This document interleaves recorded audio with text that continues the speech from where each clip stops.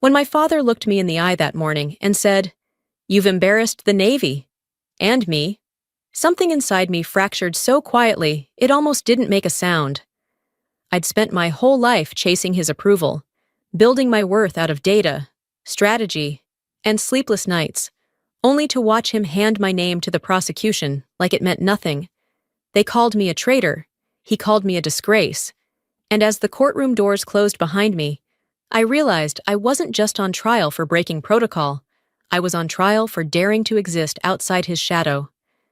My name is Sibylla Wentworth, and the day my father testified against me was the day I stopped trying to earn his respect and started taking it back. The metal door was cold enough to sting through my gloves. The corridor outside the military courtroom smelled of bleach and steel, clean, sharp, and utterly lifeless. Inside, voices echoed, flat and certain, like orders carved into stone. My father's voice rose above them all, steady and practiced, the kind of tone that once made men obey without hesitation. "Even your uniform can't hide shame." His words cut through the wall as if it were paper. My grip tightened around the folder in my hands until the edges dug into my palms. On the front page, my name sat in bold above the charge, an accusation written as if it had been waiting for me all along. Lieutenant Callahan stood a few feet away, his face pale under the fluorescent light, papers trembling in his hands. I could hear the shallow rhythm of his breath. "They think it's over before it starts," he muttered. I didn't look up. "They have no idea what's inside the envelope." The bailiff's voice broke the silence. "Captain Wentworth, court is now in session." The door opened with a hiss, and every head turned as I stepped inside. The rows of uniforms, the reporters, the stern faces that once saluted my father. The light above the bench was blinding, unforgiving. I took my seat at the defense table and placed the sealed black envelope beside me. No one knew what it held. No one understood yet that the thing they feared most wasn't my guilt. It was the truth waiting inside that envelope. I grew up in a house where honor was displayed like an exhibit. Every wall in our home in Annapolis was lined with medals, framed photographs, and yellowing commendations sealed behind glass. My father believed that war only mattered when it was visible, when it smelled of salt and gunpowder, when men bled for the flag. Marcus, my brother, fit perfectly into that mythology. The Navy praised him, reporters loved him, and my father treated him as the heir to a legacy carved from steel. I was the quiet one behind the screens, the daughter whose battlefield lived in lines of encrypted code. To him, I wasn't an officer, I was a technician in a uniform. I still remember our last Christmas dinner together. He stood at the head of the table, glass of wine in hand, retelling one of Marcus's training missions offshore. The family laughed. Pride filled the room like heavy smoke. I waited for the noise to fade before saying softly, "I just received a commendation for identifying a breach in our defense network. We neutralized it before it reached the base." My father smiled, gentle, dismissive. "War isn't fought with codes, Sibylla, it's fought with courage." His hand tapped mine, and the gesture felt less like affection than a verdict. That night, his words lodged in my chest like shrapnel. He didn't hate me. He hated that I had redefined the meaning of courage. 2 years later, I was stationed at NORAD in Colorado Springs, surrounded by humming servers and the cold blue glow of radar screens. We guarded the nation's invisible wall, cyber defense, missile tracking, the pulse of North America itself. That morning, an alert flared across my console. An unfamiliar signal had breached our satellite network. I traced the coordinates, my stomach tightening as the source resolved on screen. USS Gideon, the naval vessel under my father's command. I reported it immediately. The chain of command ordered me to wait for naval verification. 40 minutes. I stared at the countdown on my monitor. 11 minutes before total system compromise. Waiting meant silence. Silence meant failure. "Override verification," I ordered. "Bypass Navy command. Lock down channel." No one moved. My team stared at me, Then, without another word, they followed. The screens flickered red, then green. The breach collapsed. We had saved the network. For one brief moment, I believed I'd done the right thing. By morning, I was suspended, charged with breaching national security protocols. When I returned home, my father was waiting in his immaculate dress whites, eyes like cold glass. "You interfered with Navy operations." "I saved them, Father." "You embarrassed me." That night, I finally understood the law of our family. Saving lives meant nothing. Obedience was the only virtue that counted. What none of us knew then was that the breach hadn't come from him at all, but from a compromised relay under his command. He was innocent of the attack, yet he still condemned me, because in his world, defiance was the gravest sin. And for the first time, I realized I wasn't fighting the system anymore. I was fighting my own blood. 3 weeks after Sentinel, the hearing room felt less like a courtroom and more like an interrogation cell. Harsh light, hard questions, and nowhere to hide. I sat behind the one-way glass in uniform, the rank on my collar suddenly a target rather than a shield. When the door opened and my father walked in, every breath in the room seemed to freeze. "Admiral Lionel Wentworth, character witness for the prosecution," the clerk announced. He placed his hand on the Bible with the practiced steadiness of a man who has sworn oaths his whole life, and then he spoke in that measured voice. He did not stumble. He did not hesitate. He painted my action as a deliberate breach, an affront to order, a danger to classified assets. They played the recording. It began with my voice. "I'm taking control of the line." Then the tape went black, where my warning should have been, where I said the ship was compromised. The cut was clean. The silence left a hole that swallowed the rest of the truth. "That's convenient," I whispered. My lawyer's eyes told me to keep my mouth closed. The prosecution smiled like predators do. They had witness, tape, and the spectacle of my father's testimony turning family into ammunition. Marcus sat in the gallery, hands folded, gaze fixed on the papers in his lap. He wouldn't meet my eyes. His silence wasn't innocence. It was a choice to preserve an image. That refusal stung more than any accusation. The next morning, the papers branded me. "Admiral's daughter brings shame to the Navy." My father did not deny it. He doubled down. He was defending a reputation, not the truth. They moved me to a concrete cell in Colorado Springs. No windows, one metal table, 2 unforgiving lights.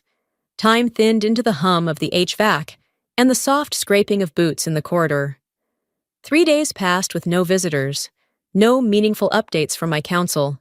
Everything I had built felt at risk of being legally erased. Sleep fled me. I turned the same question over and over. How could right lose to ritual? Then, in a sliver of daylight through the narrow slot, I remembered Sentinel Red 17, the classified after-action summary signed off under an emergency clause. If that document could be authenticated in court, the charges evaporated. The problem? It was eyes only. Revealing it without authorization meant exposing myself to treason charges. I had 2 choices: plead and plead for mercy, or force the machine to cough up its own records. I folded a scrap of paper and began to sketch a plan. No speeches, no begging. Just one precise lever pulled inside the system so that the system itself would produce the proof they insisted did not exist. That night, I listened to the guards outside. "They say her father's a legend," one said. "She'll be erased." I let the words hang there while I smiled, quietly. In the dark, my counterattack took shape. I found Callahan in the interrogation room downstairs, young, pale, paperwork piled like a paper wall between us. He rubbed his eyes and said, quietly, "They're offering a plea, dishonorable discharge, no jail time."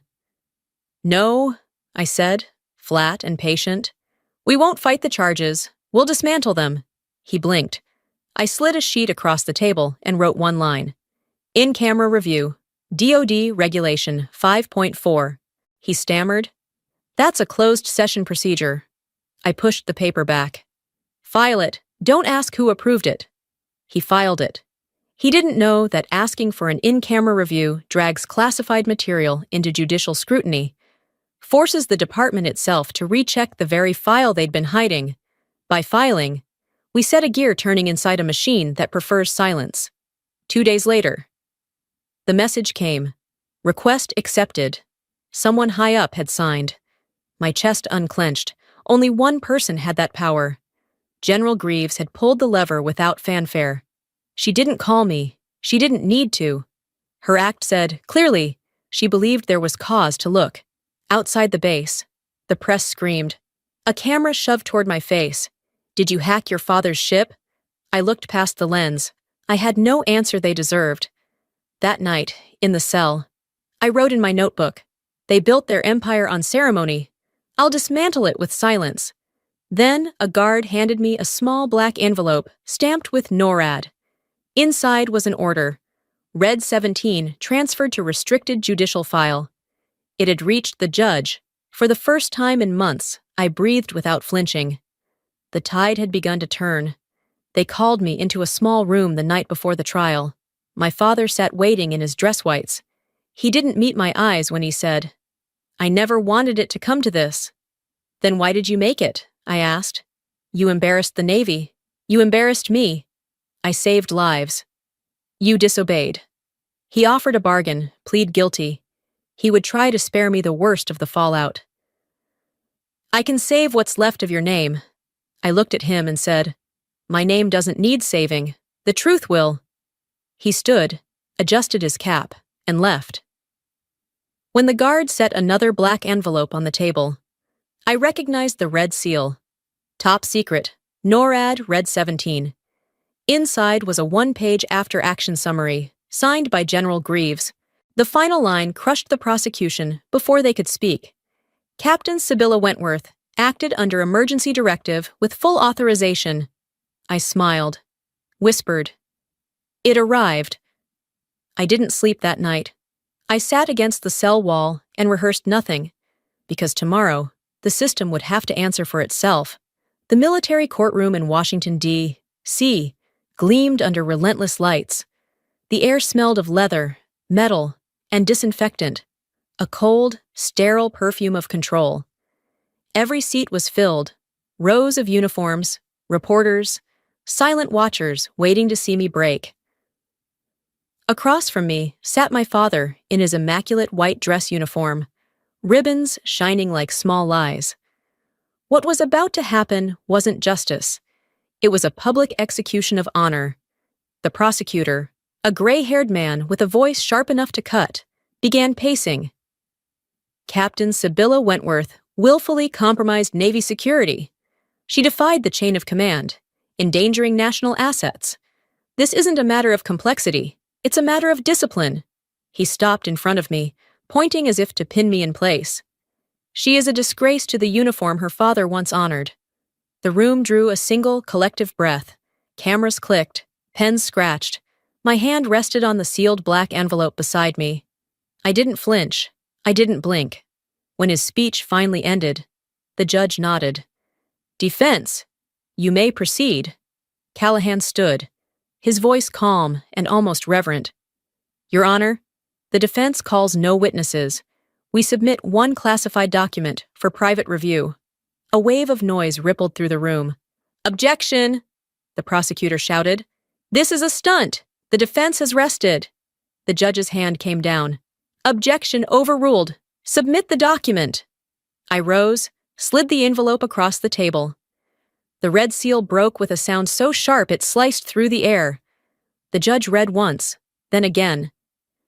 The change in his face was slow, deliberate, shock melting into awe, and finally, respect. He placed the document down, stood, and faced me. Without a word, he lifted his hand in a salute.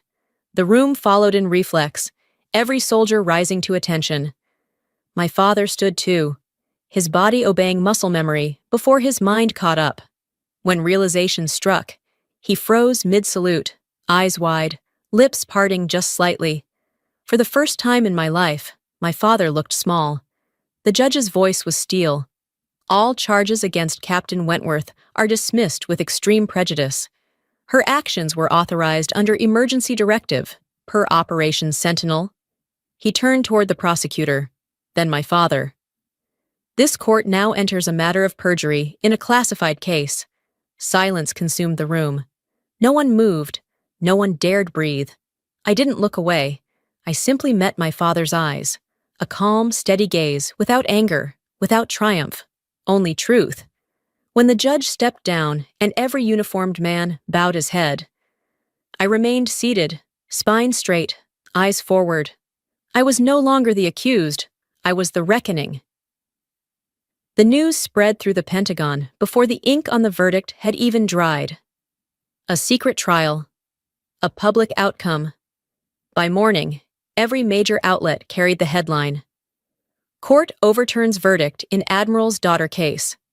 No one knew what the classified file contained, but everyone had heard about the salute, the moment a judge rose to honor the woman he was meant to condemn. Inside the military's marble halls, whispers replaced protocol. Some called it redemption, others called it chaos. But for me, it was simply the sound of a machine realizing it had turned on one of its own. The next day, the Military Oversight Committee launched an internal investigation. The prosecutor was the first casualty, found guilty of falsifying evidence and mishandling classified material. He was stripped of authority and reassigned to the archives, a bureaucratic graveyard for the ambitious. His name would fade in silence, just as he had hoped mine would. Then came my father. He was summoned to Naval Command, a meeting so discreet that even the corridors outside were cleared. The inquiry revealed that he had submitted an edited recording, cut precisely to remove the part that could have cleared me. The report's conclusion was short and merciless: gross negligence and personal misconduct. They didn't court-martial him. His decades of service still meant something to the old guard, and the Pentagon preferred quiet shame over public scandal. But he lost everything that defined him: his advisory title, his club privileges, his place at the table. For a man who once commanded fleets, it was worse than any sentence. Marcus was reassigned to Alaska under the label temporary relocation. He didn't argue. He didn't apologize. I didn't hate him for it. Weakness in our world was its own form of guilt. A few weeks later, a letter arrived on my desk, cream paper, precise handwriting, from General Eleanor Greaves. Quiet competence saves nations. The world doesn't always need to see your fight, only its results. Reading it, I felt the weight of something settle. Not pride, not vengeance, but closure. Shortly after, my reinstatement came through. Full rank, promotion, Section Chief, Cyber Defense Division, NORAD. The title meant less than what it represented. I was back in the same command center, where people once whispered my name like a cautionary tale. Now, every order I gave carried the authority to alter national strategy. On my first day back, I saw Callahan in the corridor. He stopped mid-step, straightened his posture, and raised his hand in a sharp salute. No words, no apology, just the quiet recognition of truth. And that single gesture meant more than any vindication I'd ever imagined. A year passed before the world stopped feeling like a battlefield. The snow outside my office at NORAD fell in soft, steady sheets, blanketing the mountains until the horizon disappeared. Inside, the radar hummed its eternal rhythm, the pulse of a world I had helped keep safe. The sound no longer felt mechanical. It felt alive. An email arrived. The subject line read, "I am sorry." The sender's name stopped me. Lionel, Wentworth a Navy, Mill. I opened it. The first line. I did what I thought was right. You'll understand someday. No explanation, no apology. Just the same logic that had justified everything he'd done. I sat still, staring at the words until they blurred. Not from tears, I had none left, but from the weight of how little they meant. My hand hovered over the delete key. I paused, long enough to realize I felt no anger, no ache. Then I pressed it. The message vanished, and with it, the last thread tying me to his shadow. For the first time, silence didn't feel like surrender. It felt like peace. I stood, walked down the corridor of glass that looked out over a field of white. My team waited inside the operations room, a dozen young faces rising from their desks as I entered. Without a word, they came to attention, each one lifting a salute. It wasn't about rank anymore. It was about what I taught them, that leadership could be quiet, decisive, and clean. I returned the gesture, my voice even. My father believed honor was a medal on your chest. I learned it's the quiet after a storm, when you no longer need to be understood. They lowered their hands, and the room filled again with the hum of machines, the soft tapping of keyboards, the rhythm of life continuing exactly as it should. Back in my office, I unlocked the steel safe beneath my desk. Inside, the black envelope waited, sealed once more. The paper edges were worn now, its power long spent, but it remained the proof of everything that had changed and everything I had survived. I placed it gently in the lowest drawer and turned the key until I heard the soft click. The sound marked the end, not of a war, but of a wait. They had thought I'd be convicted, but the only sentence that ever mattered was silence. And I had served it on my own terms, on my own terms, on my own terms, on my own terms, on my own terms, on my own terms, on my own terms, on my own terms, on my own terms, on my own terms, on my own terms, on my own terms,